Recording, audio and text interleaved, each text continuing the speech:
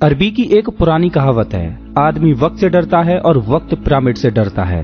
तभी तो 4,500 से ज्यादा साल गुजर गए, लेकिन गीजा का ग्रेट पिरामिड वक्त की मार झेलते हुए जैसा का तैसा खड़ा है।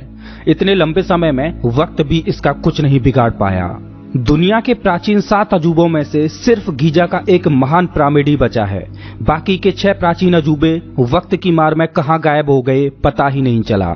जब भी हमें अपनी आधुनिक टेक्नोलॉजी पर घमंड हो तो हमें वक्त में एक बार पीछे मुड़कर गीजा के इस महान पिरामिड को जरूर देखना चाहिए। क्या हमने अपनी आधुनिक टेक्नोलॉजी से ऐसा कुछ बनाया है जो बिना किसी मेंटेनेंस के गीजा के इस महान पिरामिड की तरह 4,500 सालों तक वक्त की मार झेल पाए? पृथ्वी पर जगह जगह पिरामिड्स मौजूद हैं, लेकिन गीजा का ग्रेट पिरामिड रहस्यों से भरा पड़ा है। ग्रेट पिरामिड के रहस्यों ने वैज्ञानिकों को भी हैरान कर रखा है और ये प्राचीन काल के 7 अजूबों में से एक है। दरअसल इजिप्ट में गीजा के कायरो शहर के पास 3 पिरामिड्स का एक समूह है, जिनमें से एक है the great pyramid. Great pyramid इन तीनों में सबसे बड़ा और सबसे पुराना है। इसे खुफू का पिरामिड भी बोला जाता है। इन तीनों पिरामिड्स के साथ ही यहाँ पर मौजूद है ग्रेट स्फिंक्स ऑफ गीजा। ये एक मिथिकल क्रिएचर है जिसका सिर इंसान का है और धड़ शेर की तरह। ऐसा लगता है जैसे ये इन तीनों पिरामिड्स की रखवाली कर रहा हो। चलिए अब जानते हैं कि इन विशाल स्ट्रक्चर्स में वो कौन से रहस्य हैं जो वैज्ञानिकों को परेशान करते हैं। Perfect geometry and geography. इस ट्रायंगल को देखिए, ये बिल्कुल पिरामिड के आकार का ही है। इसकी एक साइड इस मिथिकल क्रिएचर यानी स्फिंक्स के सिर से गुजरती है। अगर हम ग्रेट पिरामिड के आधार की आउटलाइन बनाएं और उसको राइट साइड में खिसका के पिरामिड के आधार के एक साइड में अलाइन कर रहे हैं और इस बॉक्स से एक सीधी रेखा मिथिकल क्रिएचर तक खींचें तो वो भी इस स्फिंक्स के सिर से गुजरती है। और अगर ग्रेट पिरामिड और इसके पास मौजूद दूसरे पिरामिड के सेंटर पॉइंटों से गुजरने वाला इस तरह से एक सर्किल खींचें तो वो भी स्फिंक्स के सिर से होकर गुजरता है। क्या ये एक इत्तेफाक है या प्राचीन मिस्रवासियों ने ये जानबूझकर बनाया? ग्रेट पिरामिड को अंतरिक्ष में मौजूद नक्षत्र यानी स्टार कॉन्स्टलेशन को ध्यान में रखते हुए बनाया गया है। अगर ग्रेट पिरामिड के चारों कोनों को देखा जाए तो ये अंतरिक्ष में मौजूद 4 नक्षत्रों को दर्शाते हैं और ये नक्षत्र हैं वृष, सिंह, वृश्चिक और कुंभ। ग्रेट पिरामिड 2 परफेक्ट एक्सिस पर बना है जो पिरामिड से इस तरह से गुजरती हैं।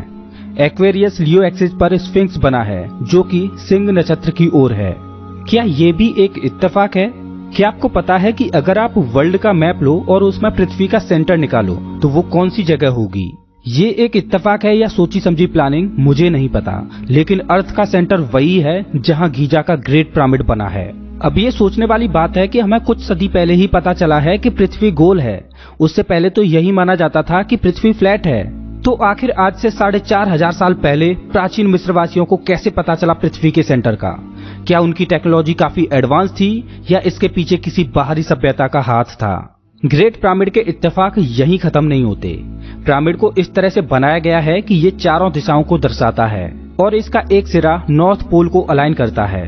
हालांकि इसमें थोड़ा सा एरर है, लेकिन वो भी 4,500 सालों में पृथ्वी की टेक्टोनिक प्लेट्स की मूवमेंट की वजह से है। आखिर उनको दिशाओं की इतनी सटीक जानकारी कैसे थी?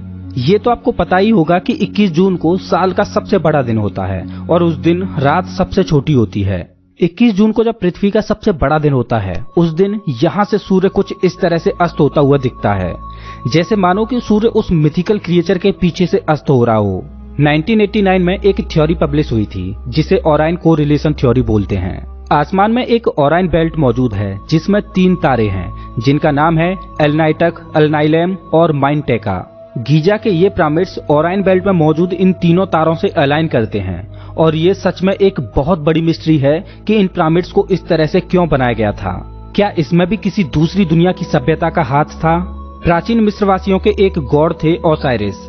मिस्रवासियों का मानना था कि ओसाइरिस जन्म और मृत्यु के देवता थे जो कि मरने के बाद आत्मा को फिर से नया जन्म देते थे।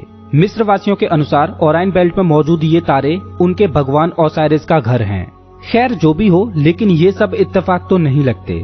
ऐसा लगता है कि इन पिरामिड्स को एक सोची समझी योजना के अनुसार बनाया गया था, क्योंकि पूरी पृथ्वी पर जितने भी पिरामिड्स मौजूद हैं उन सबको एक ही समय काल में बनाया गया था।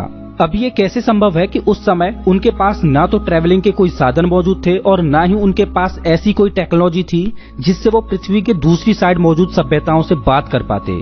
लेकिन फिर भी पृथ्वी पर जगह जगह एक ही शेप में बने पिरामिड मौजूद हैं जिनको एक ही समय काल में बनाया गया था। ऐसा लगता है कि या तो 4,500 साल पहले उनकी टेक्नोलॉजी काफी एडवांस थी या फिर उनकी किसी दूसरे ग्रह की सभ्यता ने मदद की थी। ऐसा लगता है कि इतिहासकारों से 4,500 साल पहले की कोई न कोई कड़ी तो छूट रही है, जो आज कई अनसुलझे सवाल पैदा करती है, जिनकी गुत्थी सुलझाने में आज हम उलझे हुए हैं। ये तो हमने पिरामिड्स की परफेक्ट जियोमेट्री और जियोग्राफी को जाना, लेकिन पिरामिड के रहस्य यहीं खत्म नहीं होते। वैज्ञानिकों को पिरामिड्स के बारे में जो सवाल असमंजस में डालते हैं, उनमें से पहला है कि आखिर पिरामिड्स को क्यों बनाया गया था। क्या ये मिस्र वासियों के राजाओं के मकबरे हैं? क्या इनमें उस समय खाने पीने के सामानों को संरक्षित किया जाता था? क्या ये उस समय के किसी साइंस एक्सपेरिमेंट का हिस्सा थे? क्या ये किसी तरह के पावर हाउस थे? ऐसे सवाल तो बहुत हैं, लेकिन सटीक जवाब कोई भी नहीं।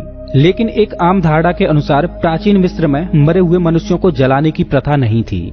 वहां मृत शरीर को एक लेप चढ़ाकर मम्मी बनाकर कब्र में रखने की रिवाज थी। उस लेप की वजह से वे हजारों सालों तक सुरक्षित रह सकते थे। दरअसल प्राचीन मिस्रवासी ऐसा इसलिए करते थे क्योंकि उनका मानना था कि मरने के बाद भी इंसान का जीवन चलता रहता है। इसी वजह से उनके शवों के साथ वे लोग खाने पीने की वस्तुएं, कपड़े, गहने, बर्तन, हथियार, जानवर, वो सारी चीजें जो जीवन यापन के लिए जरूरी होती हैं, वो सब उनके साथ रखते थे। ऐसा माना जाता है कि मिस्र के पिरामिड मिस्र के प्राचीन राजाओं की कब्र हैं, जिनमें उनको मम्मी बनाकर दफनाया जाता था, और द ग्रेट पिरामिड मिस्र के राजा खुफू की कब्र है। चलिए मान लेते हैं कि मिस्र के पिरामिड वहां के प्राचीन राजाओं के मकबरे हैं, लेकिन सवाल ये है कि मिस्र में जितने भी पिरामिड हैं, उनमें आज तक किसी भी पिरामिड में कोई भी मम्मी क्यों नहीं मिली?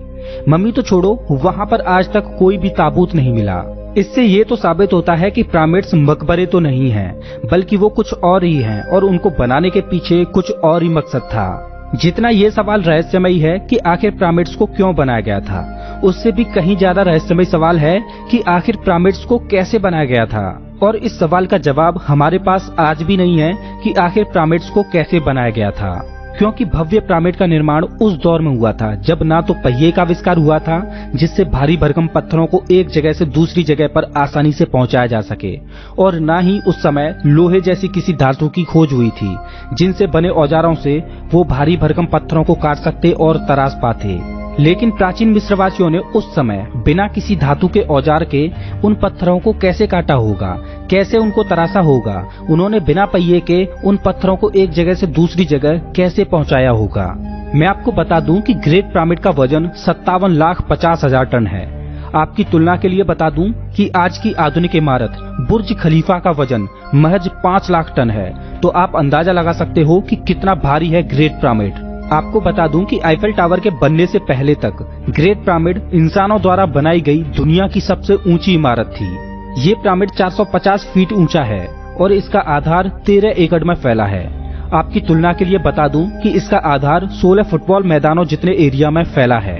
इसमें 23 लाख से ज्यादा चूना पत्थरों का इस्तेमाल किया गया है, जिनका वजन 2,700 किलोग्राम से लेकर 80,000 किलोग्राम तक है।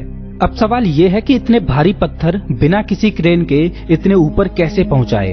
आम धारणा के अनुसार ऐसा माना जाता है कि ग्रेट पिरामिड का निर्माण 20 सालों में पूरा हो पाया था और भारी भरकम पत्थरों को पहाड़ों से काटकर लकड़ियों और रस्सियों से खींचकर लाया गया था। लेकिन अगर पिरामिड को ऐसे ही बनाया गया था तो उनके पास सिर्फ 2.5 मिनट होता था, जिसमें किसी पत्थर को पहाड़ से काटने, उसका वहां से मरुस्थल तक लाने और उस पत्थर को तराशने और फाइनली उस पत्थर को इतनी ऊंचाई पर लगाने में। ऐसा माना जाता है कि पिरामिड में लगे पत्थरों को 500 मील दूर से लाया गया था। ये सोचने में बड़ा ही साइंस फिक्शनल लगता है कि सिर्फ 2.5 मिनट में ही इतने भारी पत्थर को काटने, लाने, तराशने और ऊपर चढ़ाने का काम किया जाता था। तब जाके 23 लाख पत्थरों को 20 साल में इस पर चढ़ाया गया होगा।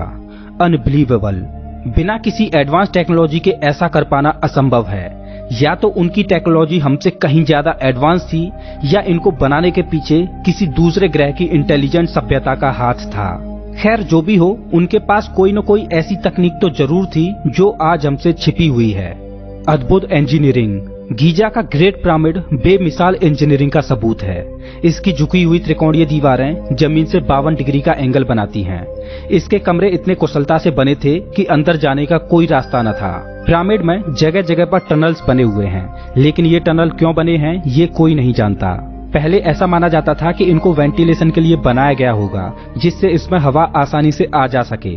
लेकिन जब इन टनल में रोबोट के द्वारा देखा गया तो पाया कि टनल तो बंद हैं। मतलब इसमें मौजूद टनल्स का इस्तेमाल वेंटिलेशन के लिए तो नहीं, लेकिन किसी खास मकसद के लिए किया गया होगा।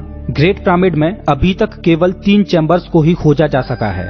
ऐसा नहीं है कि इसमें केवल 3 ही चैम्बर हैं, इसमें और भी चैम्बर्स मौजूद हैं, लेकिन हमने अभी तक इसके सिर्फ 3 ही चैम्बर्स को डिस्कवर किया है, जिसमें सबसे नीचे वाला है बेस चैम्बर, बीच वाला है क्वींस चैम्बर और सबसे ऊपर वाला है किंग्स चैम्बर। ग्रेट पिरामिड की उत्तरी और दक्षिणी दीवारों पर 2 छोटे छोटे शाफ्ट बनाए गए हैं, जिसमें दक्षिणी दीवार की शाफ्ट ओराइन बेल्ट की ओर है और उत्तरी शाफ्ट रैंडमली उत्तर दिशा के आसमान में है। 2011 में क्वींस चैम्बर में एक रिमोट कंट्रोल कैमरा को भेजा गया तो उसने देखा कि सामने रास्ता बंद है, लेकिन सामने मौजूद पत्थर में एक मेटल की इस तरह की पिन लगी हुई थी। वैज्ञानिकों को लग रहा था कि इसके पीछे एक और चैम्बर हो सकता है। जब उन्होंने उस पत्थर में एक छोटा सा होल किया जिसमें से एक छोटे रोबोट को भेजा गया तो रोबोट में लगे कैमरे ने एक फोटो खींचा, जो अभी आप अपनी स्क्रीन पर देख सकते हो। लेकिन इसके बाद वो कैमरा काम करना बंद कर गया और आगे की एक्सप्लोरेशन अधूरी रह गई। तब से लेकर अब तक वहाँ की गवर्नमेंट फर्दर एक्सप्लोरेशन के लिए किसी को भी अलाउ नहीं करती। वहाँ की गवर्नमेंट को लगता है कि कहीं ऐसा ना हो कि अगर पिरामिड की गुत्थी सुलझ गई तो वहाँ पर टूरिस्ट का आना कम हो जाए। लेकिन ये तो तय है कि ग्रेट पिरामिड में बहुत से रहस्य ऐसे हैं जो अभी तक हमसे छिपे हुए हैं। हो सकता है कि अगली बार एक्सप्लोरेशन में वो हमारे सामने आ जाएं। चलिए अब ग्रेट पिरामिड के बारे में कुछ मजेदार फैक्ट्स को जानते हैं। ये पिरामिड भूकंपरोधी है, मतलब इसको इस तरह से डिजाइन किया गया है कि ये तेज भूकंप के झटकों को भी झेल सकता है और ये 4500 सालों से तेज भूकंपीय कंपनों को झेलता आ रहा है। ऐसी शॉक प्रूफ टेक्नोलॉजी आज से 4500 साल पहले असंभव लगती है। सिर्फ भूकंप ही नहीं बल्कि इसके पत्थरों को इस तरह से लगाया गया है कि ये हीट एक्सपेंशन को भी झेल सकते हैं। हैरानी की बात यह है कि इसमें पत्थरों के बीच जॉइंट इस तरह से लगाए गए हैं जिनमें एक ब्लेड को भी नहीं घुसाया जा सकता। अकेला ग्रेट पिरामिड ही रहस्यमय नहीं है, बल्कि उसके पास बना ये mythical creature the great sphinx भी बहुत से रहस्यों को दबाए हुए है। अगर इतिहास की कोई सबसे बड़ी मूर्ति है तो वो यही है, जो कि 73.5 मीटर लंबी है और ये 20 मीटर ऊंची है। आपको जानकर हैरानी होगी कि इसको पिरामिड की तरह अलग अलग पत्थरों से नहीं बल्कि एक ही बड़े पत्थर में से इस मूर्ति को तराशा गया है। दरअसल पिरामिड का रेगिस्तानी इलाके में होने की वजह से हजारों सालों से ये मूर्ति रेत में दफन थी। जमीन पर सिर्फ इसका ऊपरी सिरा ही दिखाई देता था, लेकिन साल 1900 में इसके आसपास से रेत को हटाया गया और इसकी पूरी शेप लोगों के सामने आई। साल 1995 में जब इस स्टैच्यू को रिनोवेट किया जा रहा था तब वर्कर्स ने एक्सीडेंटली इसके नीचे टनल्स को डिस्कवर किया जो कि सीधे इसके नीचे जा रहे थे। ऐसा माना जाता है कि जब इस स्टैच्यू को बनाया गया होगा तब ये कुछ ऐसा दिखता होगा, लेकिन हजारों सालों से आए कुछ बदलावों की वजह से ये कुछ ऐसा हो गया है। आपको जानकर हैरानी होगी कि ग्रेट पिरामिड के अंदर एक नेचुरल एसी है, मतलब इसके अंदर साल के 12 महीने 20 डिग्री सेल्सियस तापमान बना रहता है।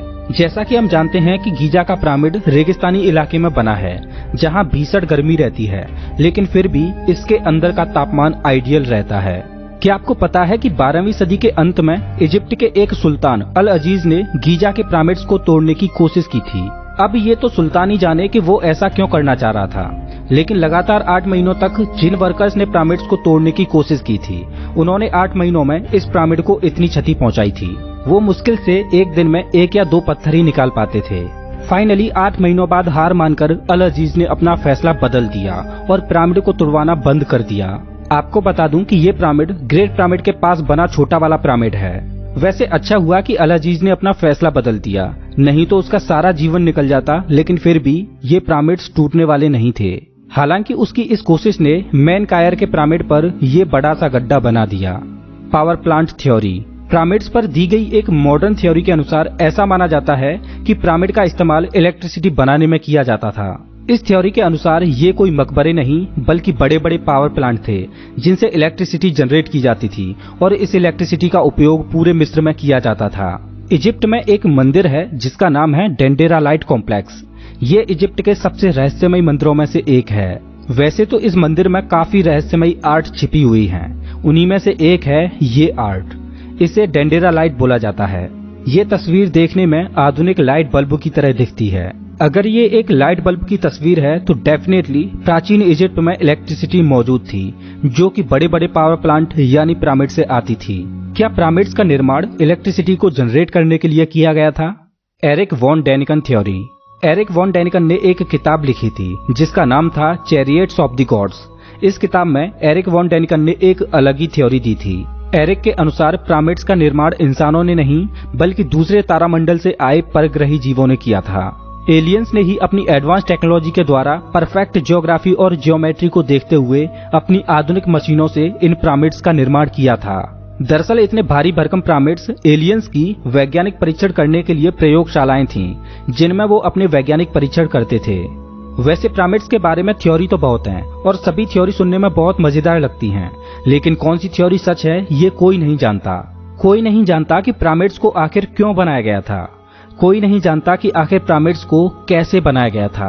4500 सालों से खड़ी ये विशाल इमारत अपने अंदर कितने रहस्यों को दबाए है ये कोई नहीं जानता, लेकिन हम उम्मीद करते हैं कि भविष्य में हम इन सभी गुत्थियों को सुलझा लेंगे। दोस्तों, पिरामिड्स के बारे में आपके क्या विचार हैं प्लीज कमेंट बॉक्स में जरूर बताएं। अगर आपको ये वीडियो अच्छा लगा हो तो इसे लाइक करें और ऐसे ही मजेदार वीडियोज के लिए चैनल को सब्सक्राइब करें, साथ ही बेल आइकॉन दबाएं।